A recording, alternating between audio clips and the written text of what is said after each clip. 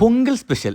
So இன்னைக்கு நம்ம சக்கரை பொங்கல் பண்ண போகிறோம். ஒரு டேஸ்டியான சக்கரை பொங்கல் எப்படி பண்ணலான்னு டக்குன்னு பார்த்துடலாம். அழகா அடுப்பை பற்ற வச்சு பாலும் தண்ணியும் மிக்ஸ் பண்ணோம். 1 கப் அரிசிக்கு 2.5 கப் தண்ணி அளவு. பால் கொதிச்ச உடனே வாஷ் பண்ணியிருக்க அரிசியை பாலில் போட்டுட்டோம். அப்படியே நம்ம தம்பி வாங்கிட்டு வந்த கரும்பை சாப்பிட்டுக்கிட்டு பாசி பருப்பை நல்லா வறுத்து அதுக்கப்புறம் 2 வாட்டி கழுவி அதை அரிசியில் சேர்த்துக்கலாம். 1 கிலோ அரிசிக்கு 1/2 கிலோ பாசி பருப்பும் 1.25 கிலோ சர்க்கரையும் ஆட் பண்ணிக்கிட்டோம். சர்க்கரையை நல்லா காய்ச்சி அதை வடிகட்டி அதுக்கப்புறம் பொங்கலில் போட்டோம். பொங்கல் அடி பிடிக்காம இருக்க கிளறி விட்டுக்கிட்டே இருக்கணும். கொஞ்சம் ஏலக்காயை சேர்த்துக்கிட்டு பொங்கல் ரெடி ஆன உடனே நெய்யில் வறுத்து வச்சிருக்க அண்டியும் கிஸ்மிஸையும் சேர்த்து கிளறி விட்டா ருசியான பொங்கல் ரெடி. அதை அப்படியே எடுத்து இலையில வச்சு சூடாக சாப்பிடும்போது அல்டிமேட்டாக இருந்துச்சு. எல்லாருக்கும் ஹாப்பி பொங்கல். ட்ரை பண்ணிட்டு எப்படி இருந்துன்னு கமெண்ட் சொல்லுங்க. பேஜை ஃபாலோ பண்ண மறந்துடாதீங்க.